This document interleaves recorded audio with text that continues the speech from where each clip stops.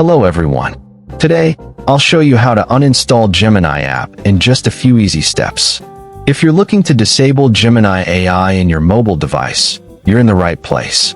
Before starting, don't forget to like and subscribe for more tutorials. Also, check the description box for helpful tools and apps to uninstall or disable Gemini AI.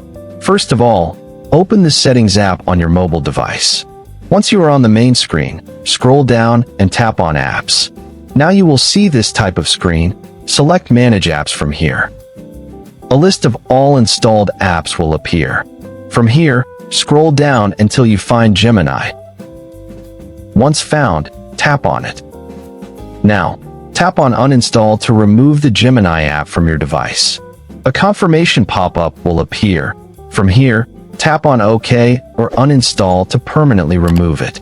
If Gemini is the default app on your mobile, you will see the Force Stop button is visible. Just tap on this to disable it.